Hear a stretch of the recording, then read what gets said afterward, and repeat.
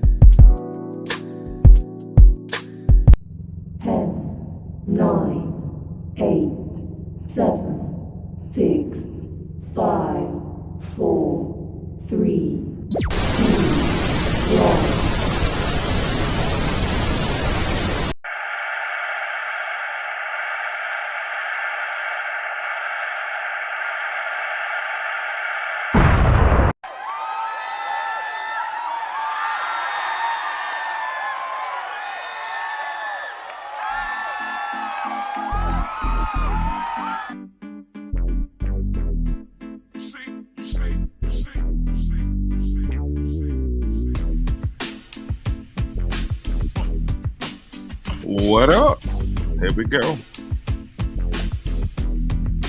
What up, everybody? It's me, boy, M.O.I. Another exciting episode. If I do say so myself, I'm gonna beat down a little bit.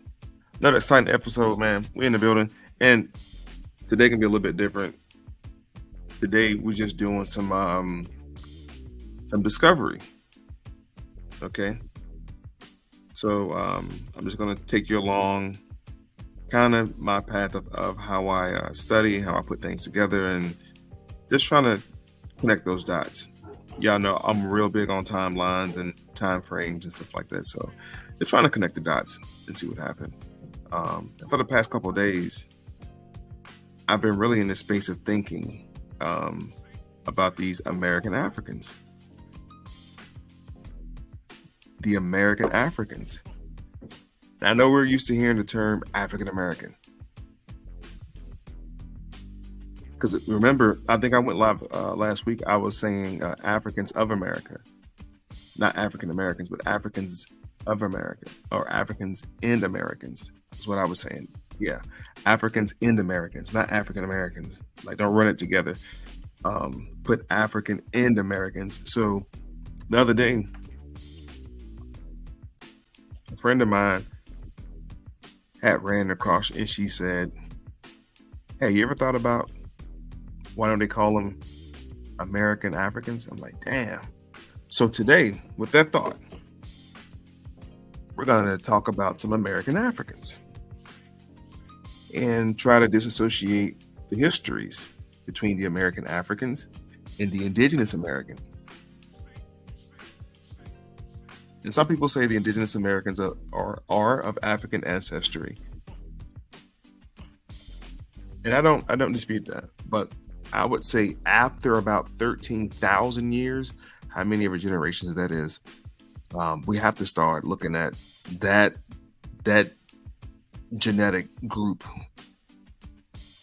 13,000 years, even if a group started somewhere and they're in another habitat or a brand new location, theoretically, as they teach us that Europeans were once African, remember? And they said they went up into Europe, the Ice Age happened, and they turned white and got straight hair and flat noses. That was a type of not evolution. They actually devolved. They mutated. There was a mutation. So it's like, if that could be a probability, how about if Africans were coming to the Americas thousands upon thousands years ago? Some of these documents is going to say something like 13,000 years ago, even more than that. I'm proposing after 10,000 years, whatever that group that has been in that place the longest, they probably adapted to that location. They're probably no longer of their original origin, much like they say the Europeans devolved in Europe. Some people buy that story. They say that they went up into Europe, the Ice Age happened, and they went from, if I can remember the classification, the archaeological classification, in the 1940s, the Homo group was classified as Zanzanthropus, or a dig or find by Dr. Leakey's wife, anthropologist, paleontologist. So from that group, that Homo habilis group, Africa robustus went up into Europe and evolved into the Cro-Magnon. Now I'm just talking Homo habilis groups, the groups of beings that would have been around in that time period of how they're talking. Europeans came out of Africa and went into Europe and devolved. I'm proposing today we take a look at another type of evolution. What if the so-called American Negroes were something different altogether, like just totally different outside of the African diaspora? Could we be something else? Could we be a combination of something? Today we're gonna dig on it. And again, this is just exploring information today, right? This is what I do to prepare for a lecture or put together a PowerPoint. These are some things that I do. So I'm going to let you guys in on my study habits. And this is outside of the books, because I have books also. So this is just quick search, spitballing, theory. So get your pen and paper ready. Let's go to the comments, man. See who checking in with the fam. My guy D Nice in the building saying, what up, what's going on? Master students and disciples in the building. Pen and paper gang in the building. Fuck yeah, I thought they would, boy. Get them pen and papers out, man. Let's get it, man. Take some goddamn notes. Let's learn something today, boy. Fuck going on, man? What's good, family? What's good? Peace. I know that's right. Peace and love. Yes, sirski. My man, Jeremiah. Hey, I got your email, bro. Appreciate that. I'm gonna get back with you on that, man. Appreciate it. Pen and paper ready to learn. Checking in, tapping in. Let's do it. What's going on? Daytona. Y'all good down there? Florida, y'all good? Florida, check in one time. Anybody from Florida, check in. And Carolina. You from Florida or the Carolinas? Check in. What up? What up, though, bro? Yes, sir. Gang in the building. True King, pen and paper gang in the building. Let me put some respect on the pen and paper gang right quick. Let me change my background. Pen and paper gang in the building. Pen and paper gang, please check in. Pen and paper gang, check in. Pen and paper gang in the building. Oh, peace and blessings. Peace and blessings to you as well. Peace and love, peace and light, abundance. Peace, love, and light. Absolutely. We in the building. Yeah, it was a straight mutation. Cross-pollination. Oh, all that. Okay, we ready. All right. Everybody ready. So of course, we have to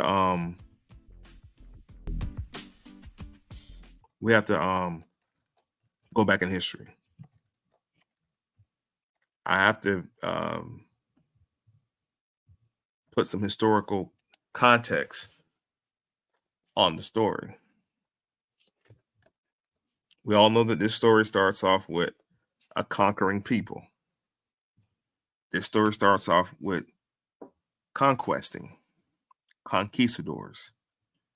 These Spaniards, these Portuguese, later the British, they come from a long line of just conquering conquerors. Warfare. We know that they came over here a long time ago. Let's just start with this right here. I want to start with Spain. I want to start with Spain's involvement. Let me blow this up just a little bit so everybody can see it. Let me start with Spain's involvement. Spain involvement. And I want to start with Spain for a couple of reasons.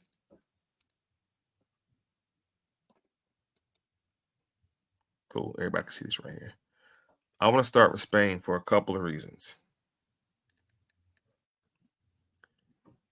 Pen and paper, and you guys should already have these notes somewhere, but we're going to connect some more dots with this information. And that's why the reason I mostly teach the way I teach is I like to dump a bunch of information on y'all and then go back and sort through that information and start connecting other dots, because we already talked about this colony.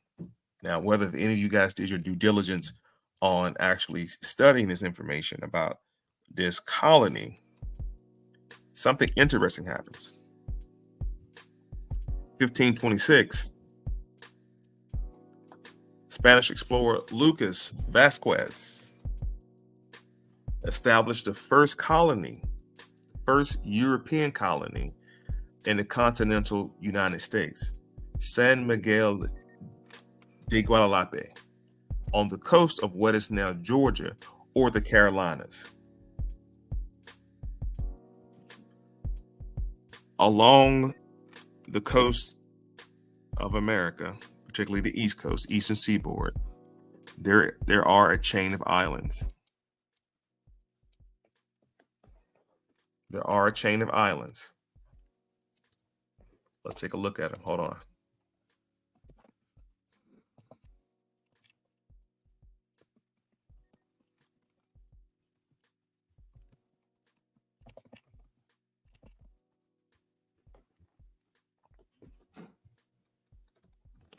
Let's take a look at these chain of islands.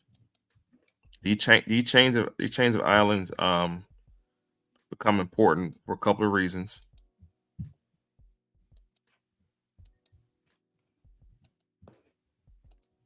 There we go. So right off the top, I put in Georgia Sea Islands. Georgia Sea Islands. If anybody's familiar with the coast of Georgia, the coast of South Carolina or Carolinas, you know, there are other islands out there that people don't particularly talk about. But today we're going to talk about these islands real quick. At least look into these islands so we can see what we're talking about. The Southern Carolina. So this is the coastline from Carolina all the way down to Georgia, going right into the top of Florida. Right. We have to understand that Florida was Spanish territory. In fact, all of this was Spanish territory. And we can take a look at that in a second as well. So I'm going to show you these sea islands off the coast of Georgia and South Carolina. This is the location we're talking about. Just a chain of islands. Anybody familiar with the Savannah area up in the Carolinas? Georgia Sea Island singers. Look at these people right here. They're called the Georgia Sea Island Singers. And the reason I'm glad I came across this photograph is to show you guys exactly what we're dealing with today. You know, anytime, you know, I talk or teach to tell you guys that there are two groups of people in the diaspora of the colonial America all the way through the 1800s. There are two groups of people. Even today, there's two groups of people. They were calling Negroes and colored folks. Two separate different group of people. Truly a melting pot. Now, what I want to particularly take a look at right now is the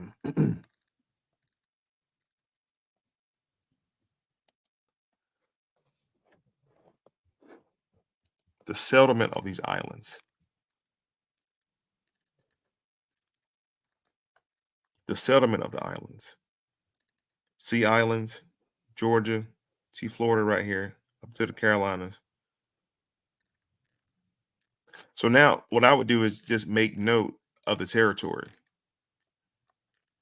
I would make note of all these sea islands right here. And I wouldn't like necessarily list them all out. Jekyll Island is definitely highlighted off the coast of Georgia. I went to football camp in Jekyll Island back in high school. So I've definitely been to Jekyll Island, Jekyll Island a couple times.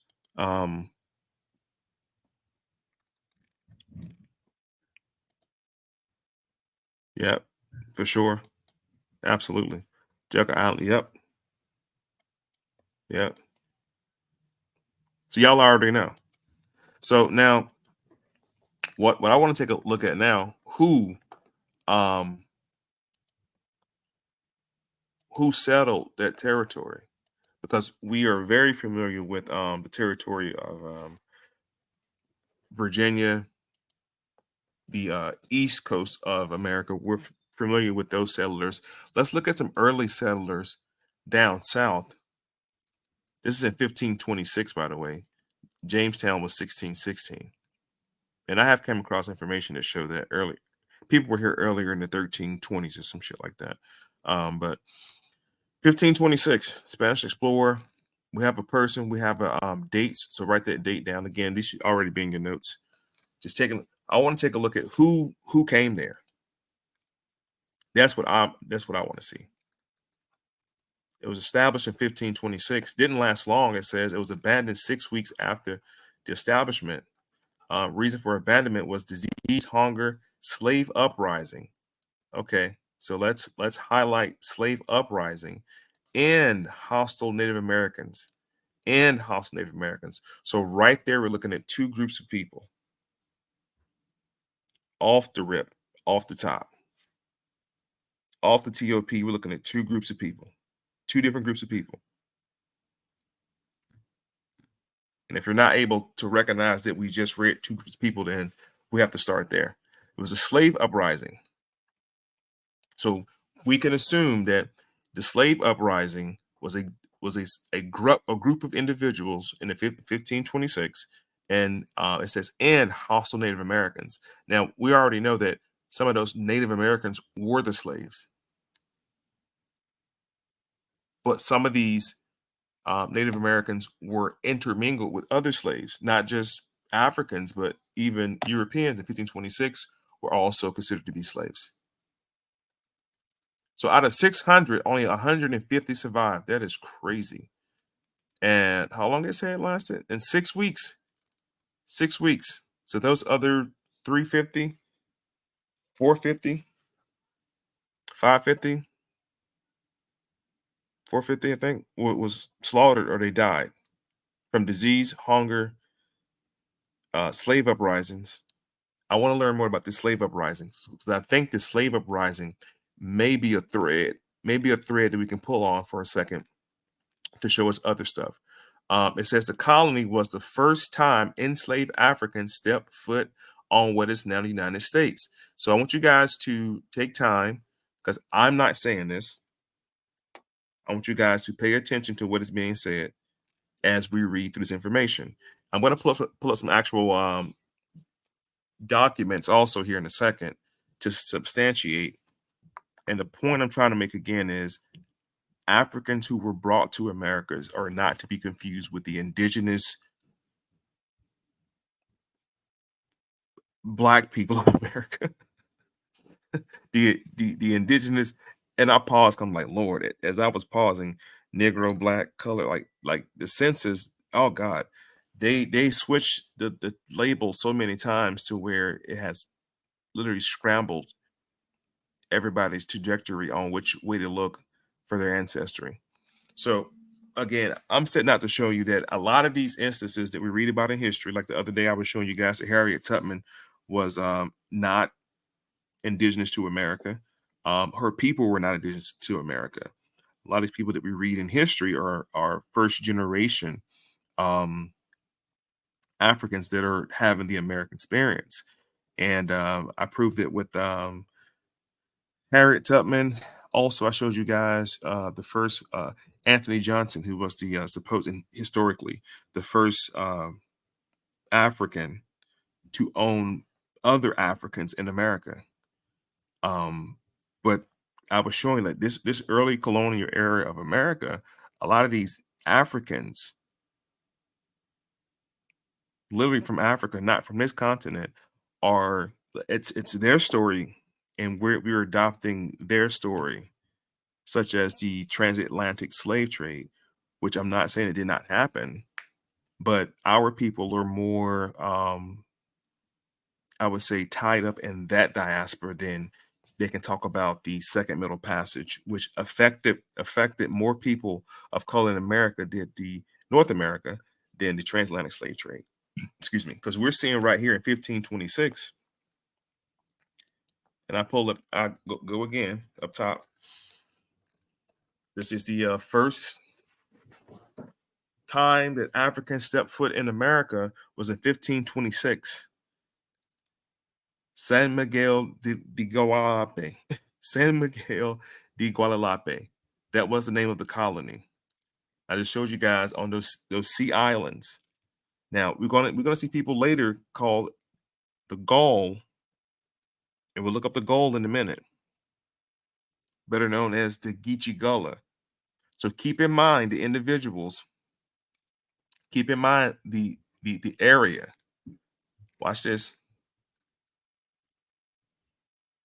Let's keep in mind the area.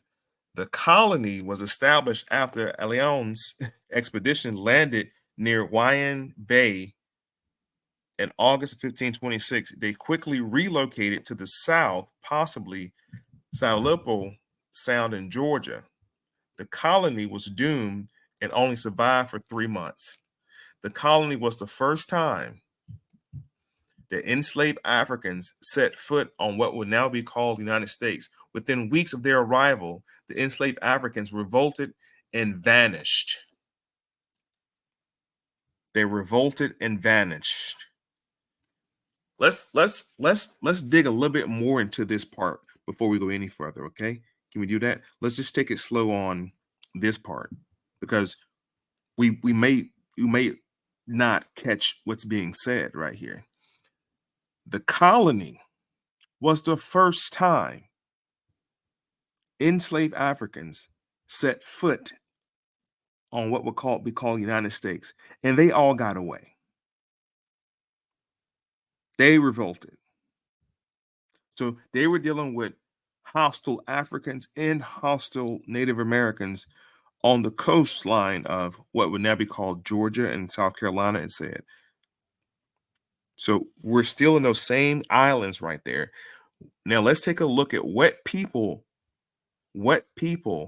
are in those islands today. And let's associate or disassociate some of the customs and practices and languages of these Africans who just escaped in 1526, and that they're finding themselves embedded in the culture of North America. Did these Africans stop being Africans and become Native Americans, or did they continue with the African practices? This is what we got to ask ourselves. Let's take a look at it. We're going to deal with it. Let's go into it. And again, we've talked about this before, but I now want to take a different look at it. I'll take a different look at it. It's telling us the location of the area 1526. The expedition itself said it again about the slave uprisings in the hostile Native American population. The enslaved Africans brought by settlers became the first documented Black slaves in what would be called the continental United States, and carried out the first slave rebellion. So we have the first slave rebellion outside of that of Nat Turner, which is so romanticized. This is one of the on record documented. This is the first documented time that enslaved Africans were brought by settlers to the continent of the United States. So remember, I kept asking you guys when people start to say that Africans were being brought to America during the slave trade, you ask them which America. That's the first question. And then the next question is ask them when. Make them give you a date. Okay. So any date they come out their mouth prior to this time frame, prior to this instance, is probably not the truth, and you probably should go check it out. Okay. The enslaved Africans brought by settlers. What did hold on, somebody in the comment. I'm moving the comment. He said natives wiped out early Viking settlements and probably many pre-ice age civilizations here. Natives wiped out early Viking settlements and probably many pre-ice age civilizations. I wouldn't doubt it. It's a great point. That's a great point. Great point. Let's continue. Okay. Lucas was a wealthy sugar planter in Hispaniola. Hispaniola is everything really Florida all the way through the Bahamas. That's all Hispaniola or New Spain. In 1521, he dispatched Francisco on an expedition to the Bahamas to kidnap people as slaves. So here, now he's in the Bahamas. Listen to what he says after this right here. Finding the island completely depopulated, Gordillo and other slaving ship piloted by Pedro sailed northwest. Now from the Bahamas, we're going to say northwest from the Bahamas. Now we're going up back towards southeast region of the United States, Florida, Georgia, somewhere up in that area. They're going back up to see what they can find up there because they said the entire island of the Bahamas, Francisco was dispatched there to kidnap people as slaves from the Bahamas. When he got there, it was completely empty. So they went somewhere else. They went northwest. And it says on June 24th, 1521, they made landfall at Wynam Bay. This is near Georgia, South Carolina, on the coast of present-day South Carolina.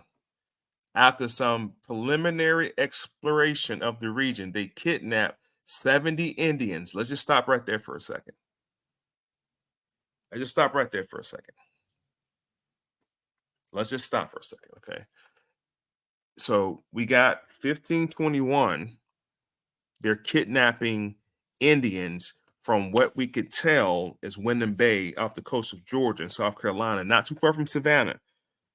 I'm saying Savannah because we know that the Yamacraw was in Savannah in the 1520s. Because shortly, about 160 so years later, that's when James Oglethorpe comes to meet with the Yamacraw Indians, which is the chieftain nation of that particular region of Georgia. And the Yamacraw, we know, were already cool with the Geechee Gullah. And we know the Geechee Gullah were already cool with the Yamasee. And we know the Yamasee, they colluded with the Cimarron or Seminoles. So that's 4 dark people of color, Negroid tribes in the South region of America during 1521. Okay. On June 21st, they made landfall at Wynam Bay. I'm saying that right. Wynam Bay on the coast of present-day South Carolina. After some preliminary exploration of the region, they kidnapped 70 Indians and brought them back to Hispaniola, which I said Hispaniola is the Bahamas. That's Haiti. That's all of it, including Florida. That was part of the Spanish Empire. That was part of the Spanish Empire. So, right, and I'm glad you said that. The Geechee culture is still alive and well around South Carolina. What I'm trying to show you is who they are. Because remember, today's title is The Discovery of American Africans and Their Origins. These are American Africans, not the same. I'm going to show you who they are. And the reason I'm staying on this article because I'm showing in 1521 they came to the coast of South Carolina. They did bring people there. In this instance, they're kidnapping Indians and brought them back to Hispaniola. The authorities in Hispaniola criticized this capture, but did not send them back because of the expense.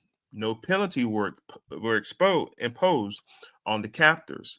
The captives scavenged dead animals in the town. Most died, and the others were divided amongst the inhabitants.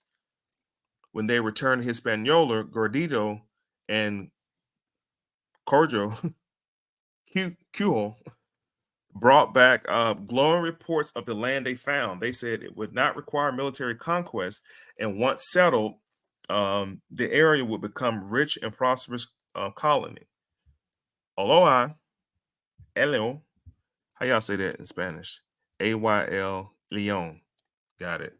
Was apparently inspired by these reports and soon wrote Spanish crown requesting permission to explore and settle the region. Later that same year, he traveled to Spain on business for the audacity, but also used the opportunity to personally press his case for the new land. Now, we already know the reason that Spain is even over here in the first place is due to that document that I like to talk about all the time, right? The document called the Doctrine of Discovery of 1493. That's the reason we're talking about Spain right now. We're not talking about nobody else. We're not talking about Britain. They're not over here yet. We're not talking about nobody else. The Dutch. We're talking about Spain. The Spanish Empire has laid claim to all the lands west of the Canary Islands. This is their territory, all of it, North, Central, and South America. That's what they're claiming right now. That's why they were here first in 1521 with Africans as slaves in 1521 in North America, who all got away and disappeared, it said. Let's continue with this. 1523, got a royal patent from Charles V, the Council of Indies, allowing him to establish settlements in Eastern Seaboard, conduct local natives. I think this is about it for this right here. I want to show you guys how many Africans were there. I think it tells us right here. gbstudies.org should be reliable. So .org. Let's go to the .org. Oh, okay.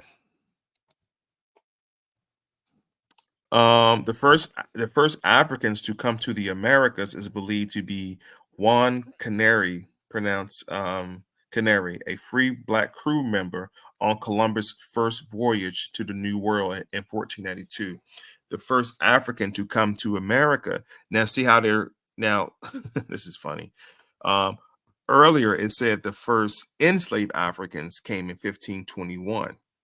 Now, this is saying the first African to come to the Americas was 1492. So now you can put that in your notes as well. The first African to come to the Americas is believed to be Juan Canaries. Juan Canaries. That's his name, Juan Canaries, a free black crew member on Columbus' first ship. My question is, why is he on the ship with Columbus? Don't y'all want to find out? Because now I'm interested in knowing, why is he on the damn ship with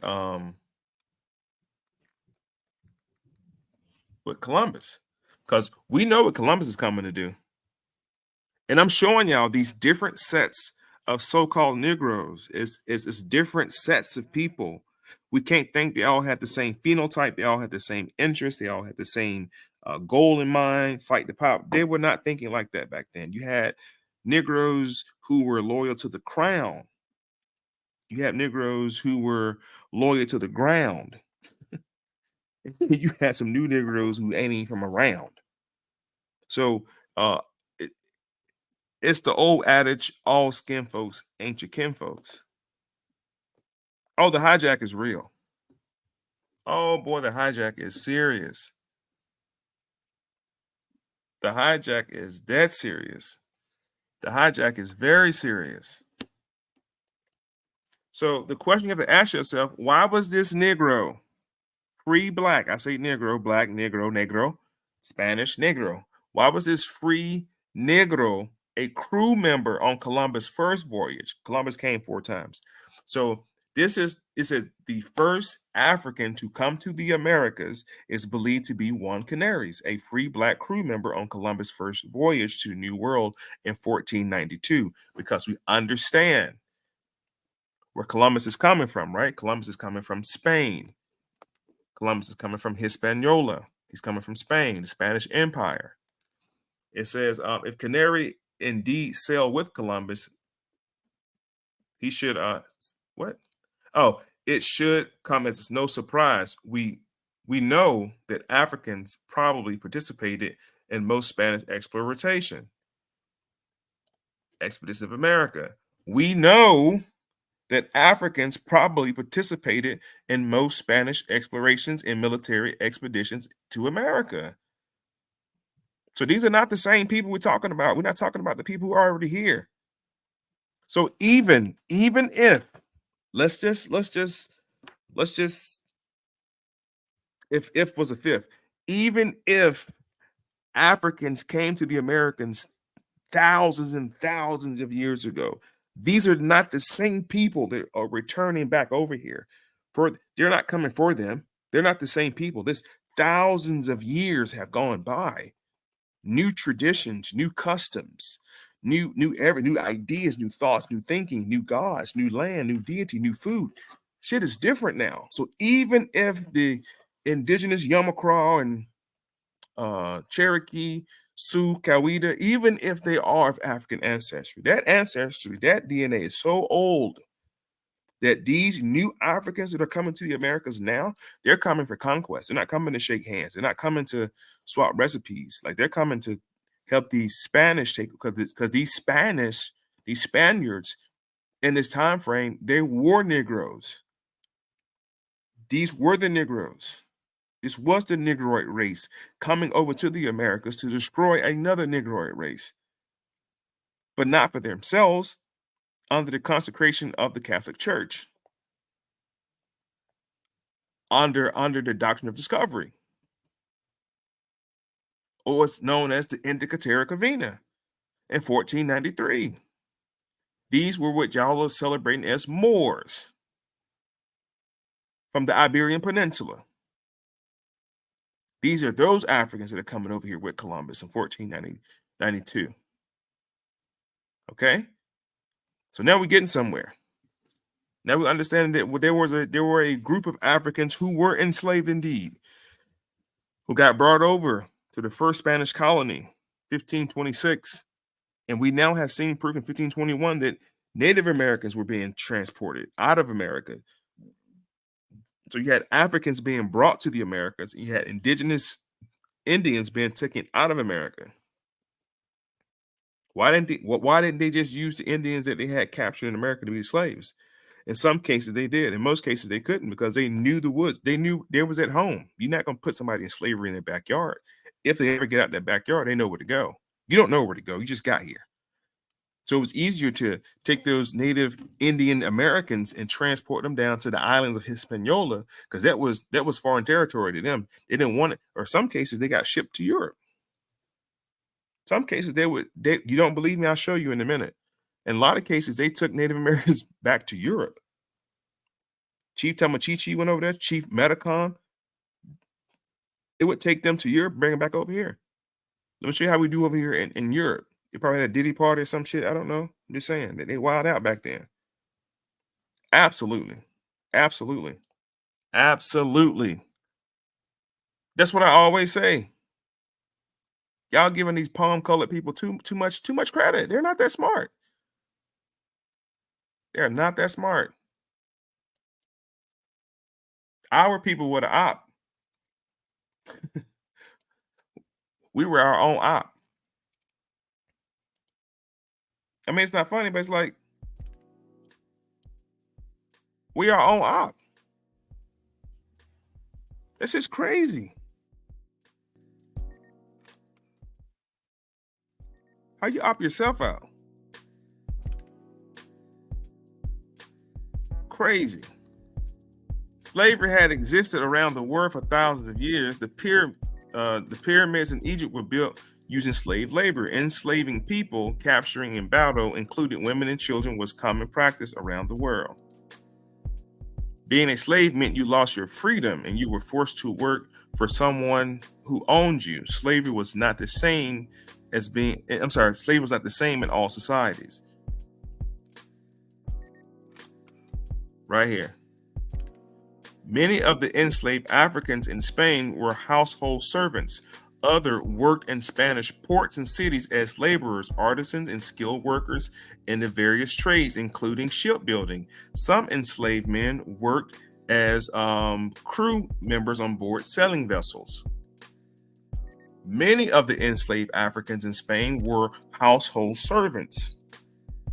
Others actually worked as laborers at the ports. They were artisans or skilled workers in the varieties of trade. These are entrepreneurs. I'm gonna tell you why this is crazy, because these enslaved Africans that are in Spain at this time frame, this was the fallen empire of the Moors, M-O-O-R. This is the fallen empire of the Moors. So these are the leftover people who did not flee Spain because Spain gave them a time period to leave.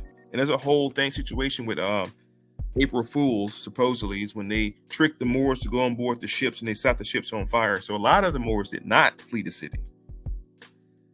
And if you're even remotely lost about what I'm talking about right now, please pay extra close attention.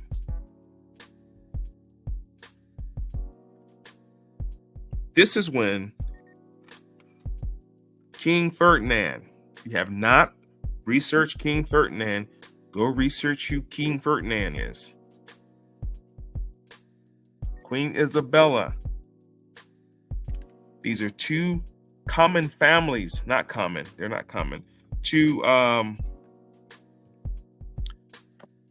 aristocrat families coming together for the greater good of liberating Spain from the clutches of Mohammedanism or Mohammedan. And this was a world war. The only reason Spain got a chance to come to the Americas first because of the enslaved Africans they're speaking about, who were the Moors, showed them how to get here. Many Europeans thought the world was flat. They dare not sail that far. But people, as the guy we just named earlier, we'll show him again in a second, who's actually on board with Columbus coming over here. We know what Columbus' intentions were. What was his intentions? Oh, did he have any say-so in the matter? Because it looked like a lot of them worked in these ports. A lot of these Africans worked in the Spanish ports who came over here. A lot of these Africans worked on the ship, which transported their brethrens over to the Americas. These Africans didn't give a fuck. Not these Spanish Africans, who are now at this point, they're not even Muslim anymore. These Moors at this point are not even Muslims anymore. Yes. Yes. Do you know what that's called, though? I'm not talking about the Spanish Golden Age. That Jewish expulsion. What is that called? There's a historical reference to what that's called in Spain. Let me know. Tap in the comments. And let me know, what's that called? Boom. The Inquisition. So now that we all on the same page, you understand now this Inquisition is heavy. This Spanish Inquisition is heavy. This was the get down or lay down time period for Christendom. For Christendom. They told them Mohammedan believing Moors in Spain either get down or lay down. Get down or lay down. This is Christendom. This is the Roman Catholic Church. They got their edict. They have their papal bull in their hand. They have the doctrine of discovery in their hand, and they know that they have the ecclesiastical authority to rape, pillage, and plunder the earth in the name of their God. So now, this is Spain. Out of my music. And we also should understand that we have Africans doing a lot of inappropriate behavior, is what I'm gonna call it. Let's read on about these Africans. And we're in Spain, by the way. The fallish Moorish Empire, post 1492, pre 1521. By law and tradition, enslaved workers living in Spain were entitled to more rights and protection than the enslaved of most other countries. Many were able to purchase their freedom, so it's not surprising that the crews of Spanish ships included one or more free Africans. Also, many of the adventurers in Spanish expeditions in the New World brought their personal servants with them. As a result, Africans, both free and enslaved, were frequently aboard Spanish ships that took part in land expeditions. One more time for everybody in the back. Also, many of the adventurers in Spanish expeditions to the New World brought their personal servants with them. As a result, Africans, both free and enslaved, were frequently aboard Spanish ships and took part in land expeditions. So, let's go back to this. Let's write this down before we move on. The first African to come to the Americas is believed to be Juan Canaries. He was on Columbus' first voyage. Happy Indigenous Day. Aren't we learning now? Aren't we learning now? These Africans are not coming over here to pick no damn cotton. Not these ones. Not these ones. And what I'm hoping to find is evidence that groups of free Africans came over here and set up shop. That's what I'm hoping to come across today on our study. So this article comes from it's actually titled "Africans Come to America." Africans Come to America. That's what's actually titled. And that's from georgiastudies.gp. georgiastudies.gpb.org. Let me throw it in the comments because I think I jacked that all up. I'm gonna throw it in the comments if y'all can check that out as a source. And it's more to the article, but for time's sake, though, that's the actual source link right there. Let's see what else we can come up with. See what else I got for y'all. And again, today we just connected some dots. Nothing heavy. We ain't doing nothing heavy. This is just some light research about the discovery of American Africans.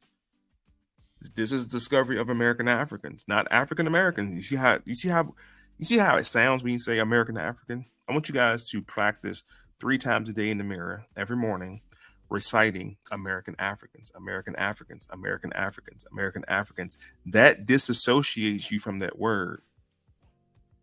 I want you guys to say it 3 to 5 times in the mirror for 7 days. Do it now because it's a full moon now. Let's disenchant the norms of African American. We're not gonna. That word is done. That word died in 2024. We're gonna bury the word African American in 2024. We're gonna have a funeral right now. Moment of silence.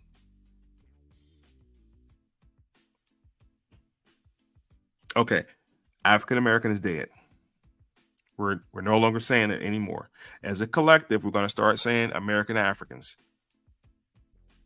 Even with you just saying it to yourself right now, doesn't it kind of like disassociate you from that? Like, I'm not American African. That sounds weird.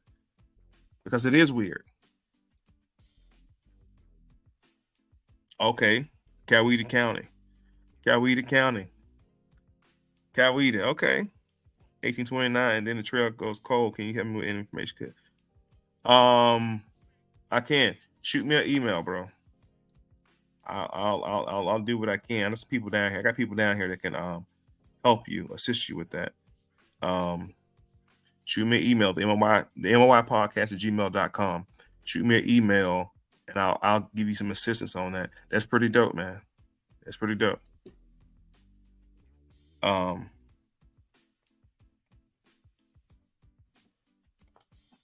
Yes. Please take a look. Matter of fact, after we take a look at one, we'll take a look at Queen Isabella and King Ferdinand. We'll take a look at that. Now I look at the right thing. Hold on, y'all.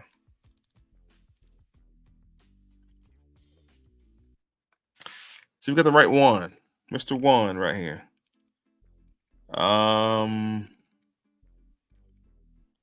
See, we got the right person. Juan Rion Aragonese, captain in the service of Castile. Hold on.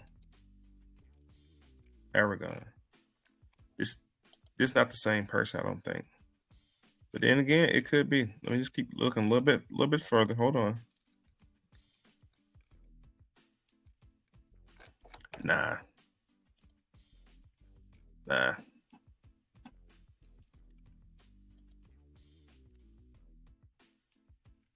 Demo is not giving me anything on Juan Canary. Juan Canaries. Let's try this right here. Let's see if we can outsmart Skynet.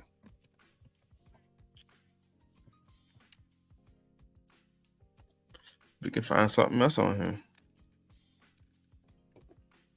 It says no, Juan de la Costa did not sail with Christopher Columbus to Canary Island, but he did sail with Columbus the first 3 voyages to the New World. Oh. Okay. Yeah. We got it. We got it now. Here we go. So this is, so we got some images. We got images.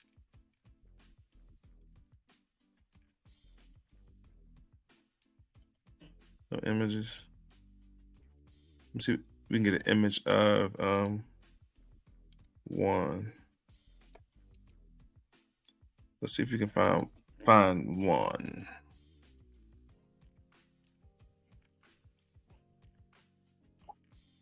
I found a picture of him. Of course, he doesn't look anything like they say he is. So let's just keep reading on it. The first voyage, Juan came with the master and owner of Santa Maria, the flagship of Columbus' first voyage, 1492. So y'all remember the Ninta de Pinta de Santa Maria, right? Yeah. So he came was the master and owner of Santa Maria. Cartographer on the ship, Columbus ships to the Canary Islands, blah, blah, blah. I'm still really not seeing anything other than what we just saw in that past article. And I'm so glad I kept that article. That's the article that I put inside the chat for you guys to take a look at as well.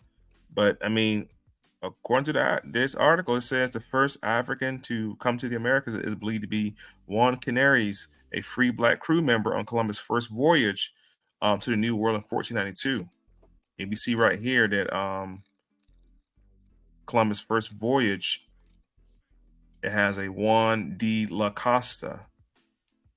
And so it was the master and owner of the Santa Maria flagship. So, I mean, we could look up who really owned that flagship and do um, a search that way as well. The Spanish, yeah, they absolutely did. It's fucking horrible what they did to him. Like, seriously. Okay, so what did we learn? We learned that Africans um, did come to the Americas. We learned that one of the first Africans came over with Columbus. And then in 1526, we know that some Africans revolted and rebelled in the Gullah Sea Island district, and they got away. So that's what we do know. Can we all agree to that? We all can agree. What's going on, Milk? What's going on, bro? Yes, sir, Ski. You already know it. So what we do know right now is that Africans did come over here. They came over in the 1492 time with Columbus, and we did have a name, and we could do more research on that name. And in 1526, we know that some came over with the Spanish colony along the coast of South Carolina, and those Africans got away. Peso in the building, MDM in the building. Yo, if y'all have not got my bro, go get my bro. Go find him on goddamn YouTube. Bro, jumping like Jordan, man. Shouts out to MDM, Peso in the building. Peace and love, bro. Peace and love. So, yeah, you already know. Pen and paper gang. I just had it up there. Let me put back up there. Put some respect on the pen and paper gang. Taking notes. Hey, that's all I really ask. Don't believe a word I say. I'm not here to convince or persuade anybody. This is just information. Please do your own research. By doing your own research, it becomes something you know, not something you heard. So let's take a look at some more Africans over in America. Again, the title of this is The Discovery of American Africans and the Origin, because some Africans were over here. African American history starts with slavery. This is why. But remember, we're no longer using that term. We're not using the word African American. We're going to either say Africans and Americans or American Africans. That's what we're going to start saying. We're going to distinguish them. Let's talk being distinguished, because we're not like any other group of people. We are a special group of people here in North America, us North Americans. We are not them. They're not us. Beginnings. Exploration and colonization. Africans came to the New World in the earliest days of Age of Exploration. In the early 1500s, Africans trekked across the many lands of North, Central, and South America that were claimed by Spain.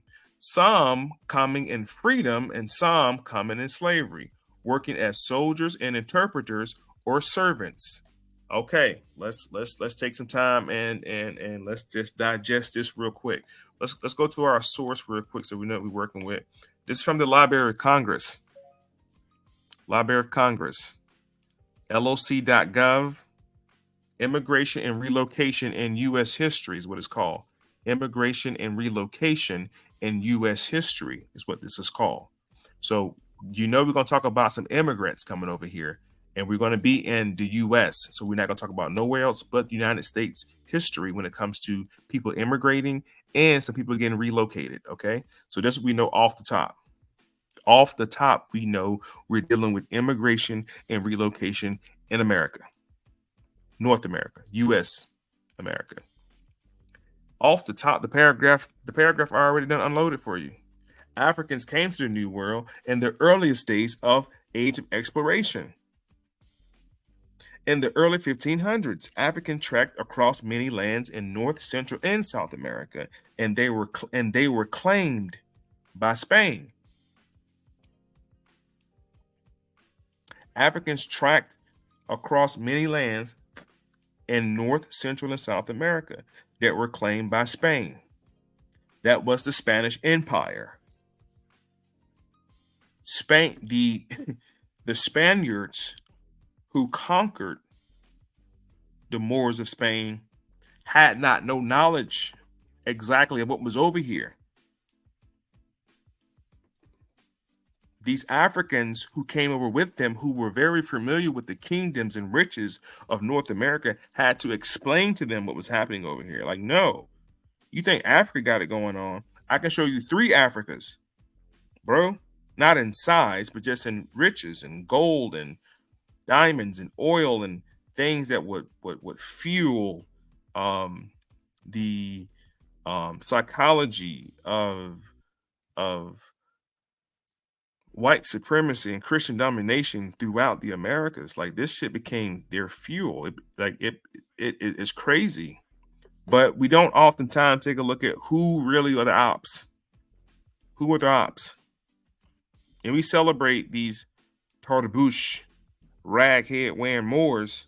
Yeah, I said it. I can say it. Because this ain't what the prophet brought. This is some old romanticized history that some people try to attach to the movement.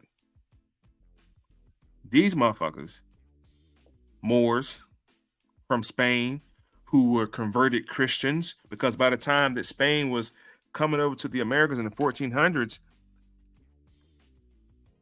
that was it. It wasn't no Mohammedanism in Spain. Let me show you. It wasn't no fucking Mohammedanism in Spain. After they stumped out that Mohammedan, they were called Moriscos. What is a Morisco?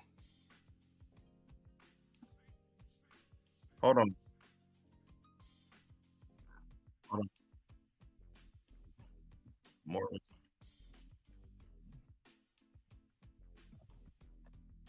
Let me look it up, pull up for y'all.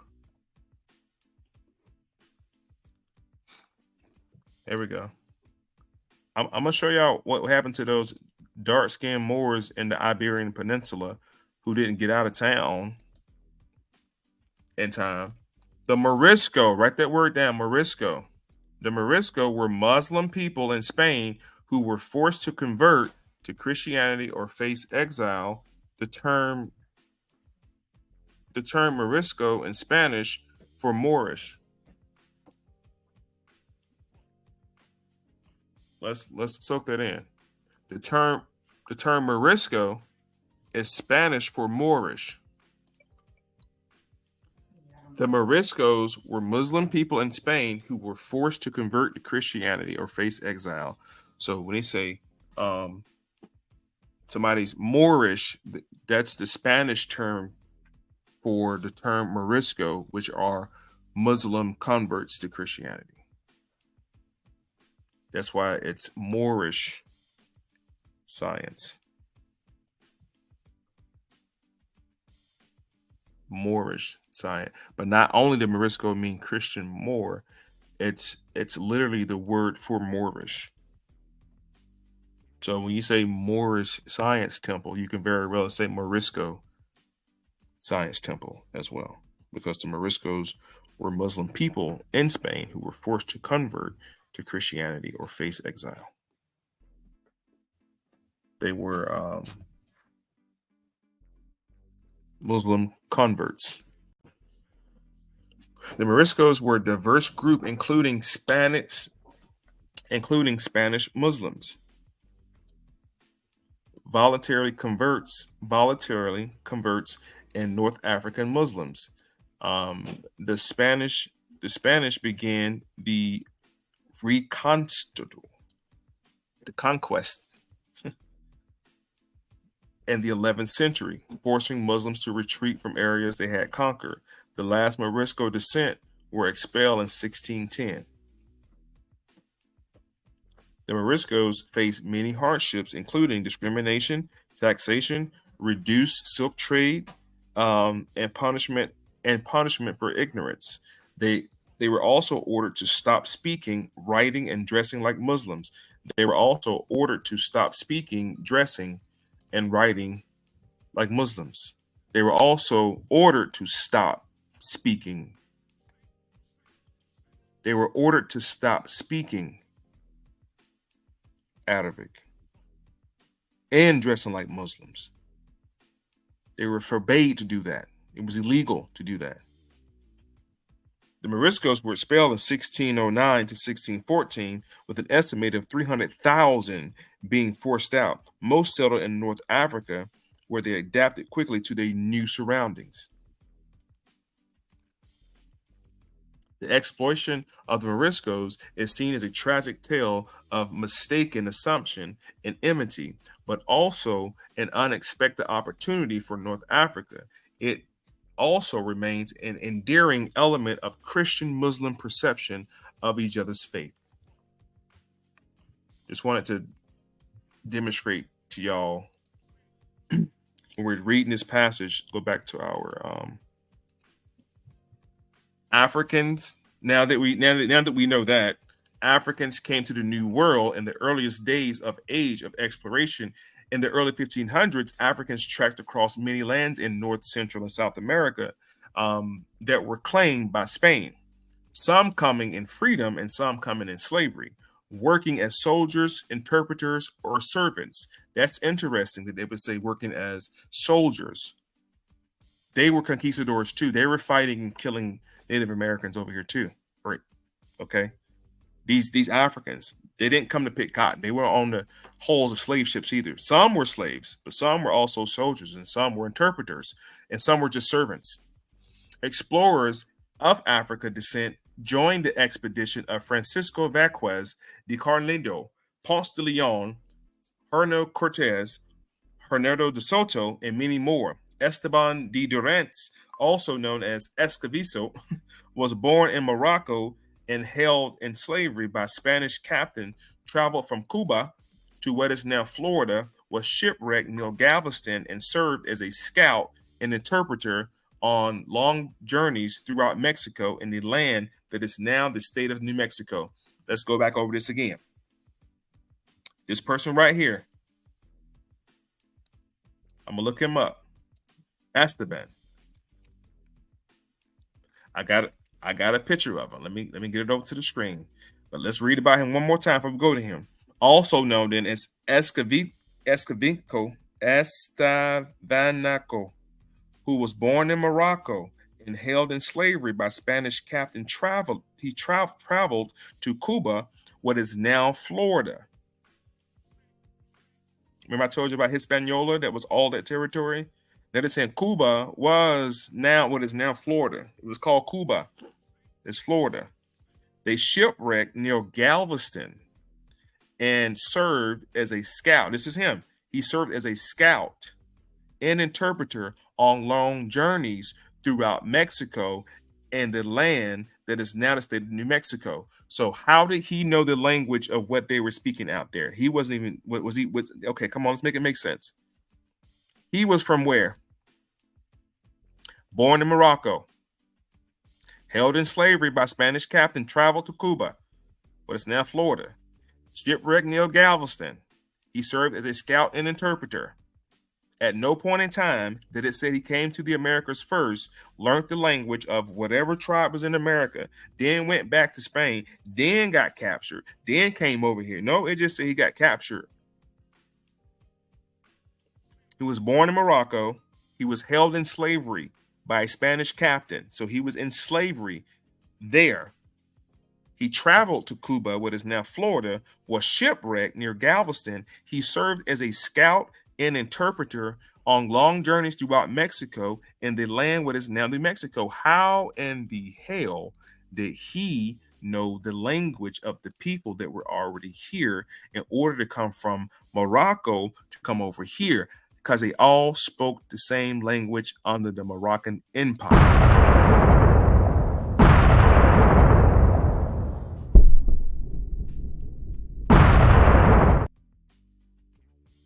Now, just in case y'all missed it, let's go get a picture of this brother who was born in Morocco, and this is what we got right here.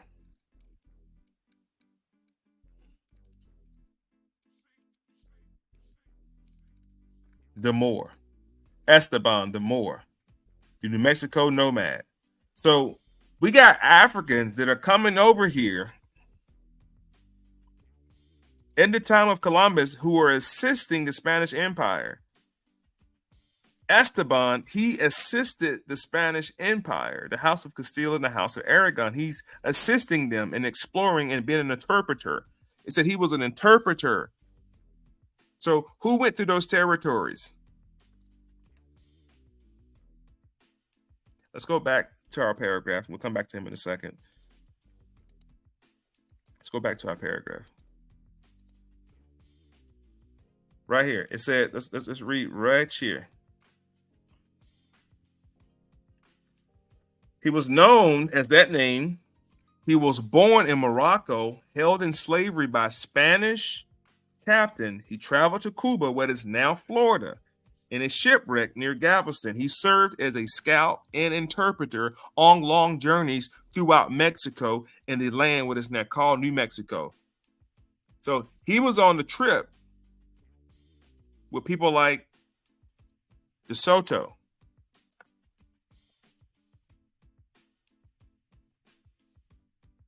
And we all know why De Soto was over here, right? Huh? We all should understand why De Soto came over here.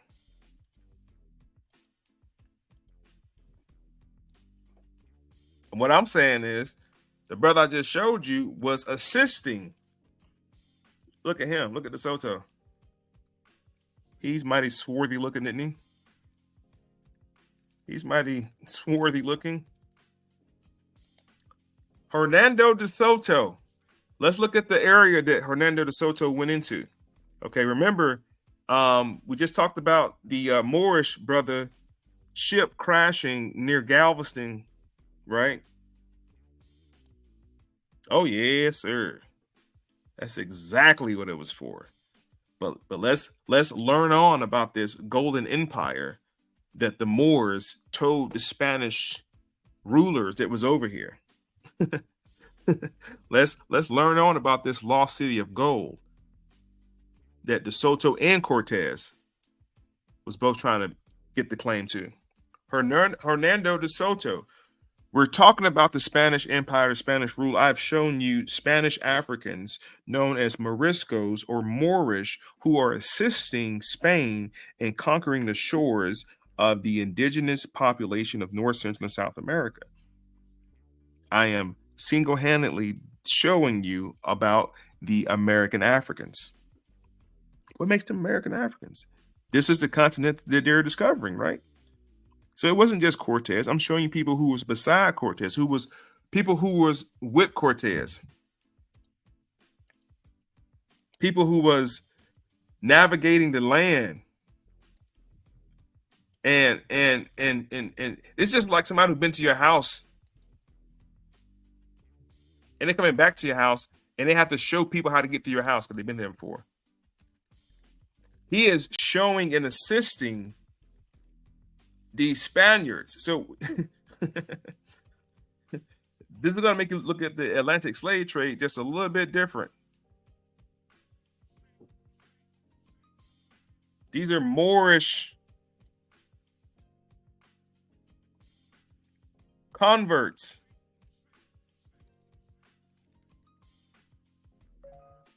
who are showing these Spaniards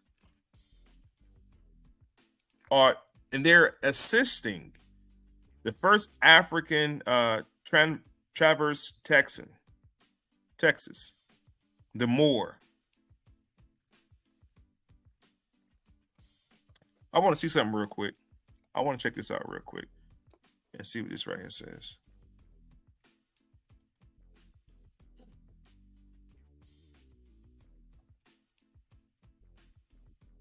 Okay, that link took me to another situation that I don't want to get into. Let's just stay where we're at. Interesting picture though. Let's read on about Mr. Esteban real quick. And Esteban was a Moor. from the Spanish Empire who was assisting Spanish conquistadors in the conquesting of, you could say, his own people, but clearly all skin folks, ancient kin folks. And that's what I said earlier. Esteban was an important explorer connected to Carnado expedition. He and Fray Marcos led the reconnaissance expedition in Cibola in 1539. Esteban was an enslaved African and praised for his ability to communicate with the indigenous people. I'm going to say that one more time for the people in the back. He was praised for his ability to communicate with the indigenous people. How did Esteban know the language of the indigenous people if he was born in Morocco and enslaved in Morocco? When did he come over here to learn this language? How did he know this language? Because I'm telling you, the people over here were a part of the Moorish Empire that fell 1492 when they conquered Spain. Spain was like the head of the operation. The Americas was the body of the operation. They chopped the head off, but the body was still much alive. So now the Spanish conquerors are now coming to the Americas to conquer the Americas to kill off the rest of the body. Spain was the head of the operation. This was a huge empire. And don't get this time frame twisted. We're talking about from the 700s to about 1521, 1526. 39 in this case. Okay. There was a huge rulership. There was a huge empire of supposed African rule. They ruled over the Americas. That's why they went and got the Africans from the continent to bring them over here. They can't nobody speak the language but them. They can speak the language. They're the same people. That's why the most Africans came into the island region of like Jamaica and South America. That's why so many went in there, because the Spaniards was going after this lost city of gold. And it was reportedly it was near the Aztecan Empire. It was near that area. There's also gold in the North American region as well. Let's read on about Esteban. Y'all see, Esteban is a brother, a Moorish brother who came over here with Columbus. So he is an African in the Americas. Here he is right here. Okay. Let's make a mental note of what he looks like. Okay. So now when you start seeing these photographs, what if the camera was to pan right, you would probably see him standing beside the white dude putting Africans on the slave ship. He would probably be at the coxswain, at the wheel, guiding the ship. Yeah. Okay. Let's continue.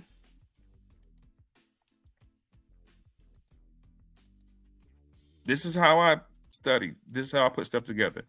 I'm going to multiple sources. I'm going to 2 to 3 different sources showing you the information.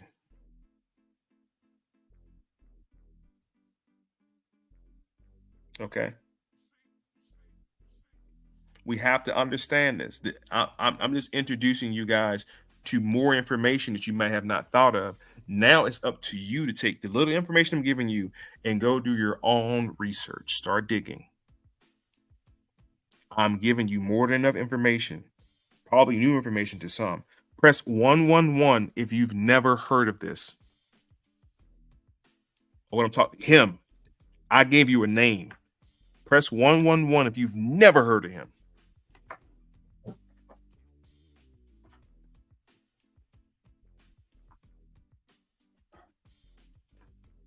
Come on now. Come on now. I'm putting y'all on some shit. Every time I hop on the live, I'm teaching something.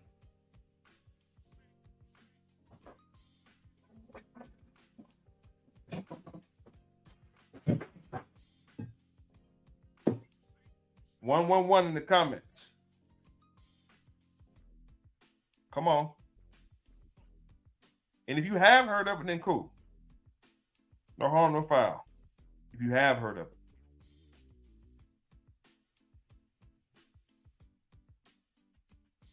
I'd like to be honest, let you know that we're just scratching the surface right now. We're just scratching the freaking surface.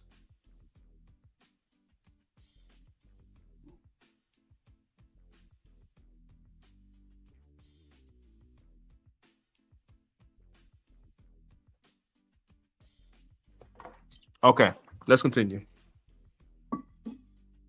Little moment of silence. Give y'all time to catch up. Oh man, listen. It's my commitment to y'all that anytime I come up on this platform, is to leave you better than what I found you. You know what I'm saying? That's why that, when I put my stuff across the bottom of the screen, asked for like $3 challenge, $2 challenge. I know if I gave you some new information for the day, departing with $3 shouldn't even be it should be nothing. Let me see. Let me see. And I appreciate everybody. Like you guys be sending $5, $10. Like I appreciate those big donations. Like I appreciate it. But I really appreciate more being able to hop on this live, man, and share this information with y'all. Like this touches my heart that you guys are receiving this information. And if you wanna send some gratitude, I'll gladly accept it. But you don't have to. Like I don't hop on here expecting to get any money from anybody at all. Like this is not a hustle for me. You know what I'm saying? But I do put time in to research this information, then to bring it to y'all within the 2-3 hour time span. I spend days on this information sometimes. Like it's a lot of work. Anybody that does research can tell you. I mean, Crom can tell you, like the behind the scenes stuff to keep this stuff up and going is sometimes it gets crazy. So I appreciate every last one of y'all. That you guys are definitely learning something and getting something from this. Like, that means a lot. All right, let's go back to our article. We now have a name of a Morisco, which is a Moorish convert who shipwrecked in Galveston, and he served as a scout and an interpreter. My question to you was, your homework is find out how he was able to interpret. He said throughout Mexico and everywhere. Because everybody, let me show you. I'm not gonna do that to y'all. Let me just show you why. Spanish Empire in the Americas. Excuse me. Let me pull up a map for y'all real quick to put some perspective on how big the Spanish Empire was when it came to the Americas. So you see that? You see all that blue? That was all Spain.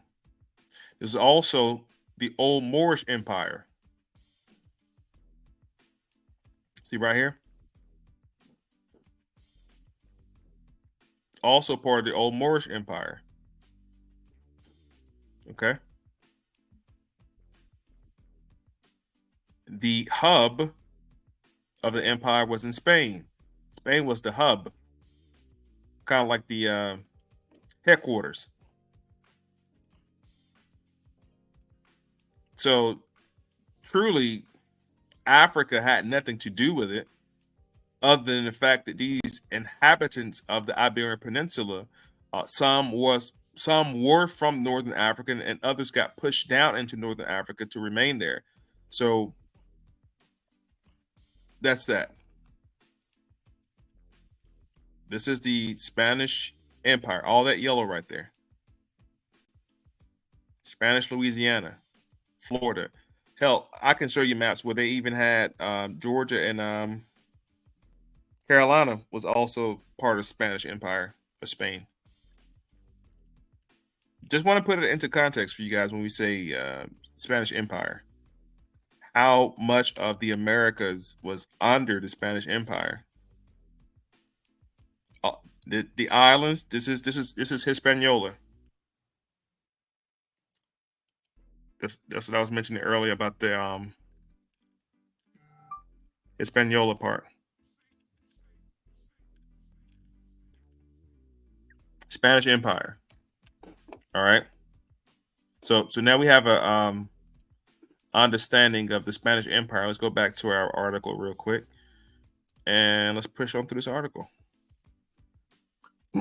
As European powers increasingly sought to establish long-term colony in the Americas, increasingly numbers of Africans came to these continents, often against their will. Free and enslaved Africans lived in Spanish Florida. Free and enslaved Africans lived in Spanish Florida. Free and enslaved Africans lived in Spanish Florida.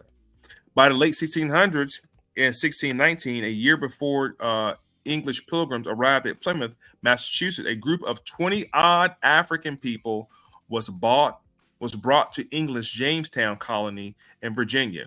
20 and odd. Let's just say 30. Let's highball it. In 1619, they brought 30 Africans to Jamestown. Not 30,000, not 30 million. 30. 20 and odd. 25, 27, whatever 20 and odd number could be. 31. Any of that shit can be odd. Only 20 were brought to Jamestown. Okay? Now, 1526, we know that Spain brought a few, about 100. So right now we're at 130 Africans on record historically that have been brought to North America under enslavement and as free. Now there's more articles out there, more information out there about how many exactly, but I'm telling you, between 1526, which we just read about, let's go back to 1526. Let's go back to this real quick.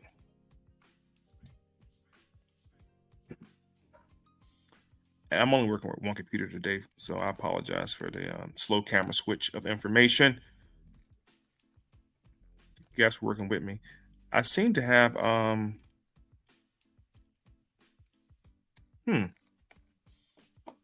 gotta open a whole other tab. Hold on.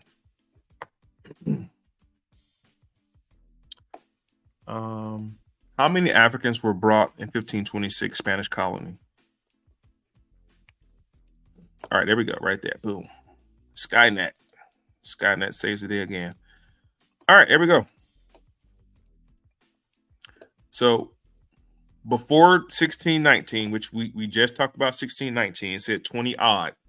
Let's say about 30 Africans came over here. Before that, it says 100 slaves. Before 1619, which we know that 1526 is the first time that enslaved Africans were brought to North America. We know that for sure, right? Press 222 if we all agree that 1526 was the first time that enslaved Africans were brought to the shores of North America. If you're not sure, press 000. If we're sure, press 222. 222 if we're for sure. Make sure we're on the same page before I move on, that we all agree that 1526 was the first time the enslaved Africans were brought to North America. If you're unsure, put 000. And for my 000 people, I'm going to go back and show you in case you missed it, because some people may have just tuned in, trying to find what's going on. If you're just tuning in, thank you for joining me. We're talking about the discovery of American Africans and the origins of these people in the Americas, who are commonly confused.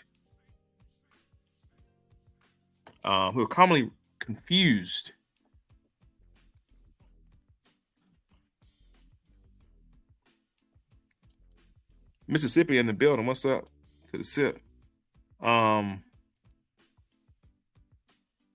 It's down on the bottom of the screen, brother.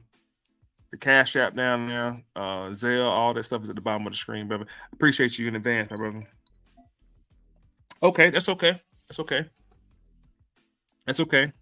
Lazy J said he was late. Thank you for being honest. Thank you for being transparent. This is a safe space. I appreciate you so much. Lazy J, he said he was late, so he didn't see the part where we had talked about 1526, how we had saw that 100 Africans were brought to the America for the first time. So we're just going to go back real quick for Lazy J, and this is no slight at the brother.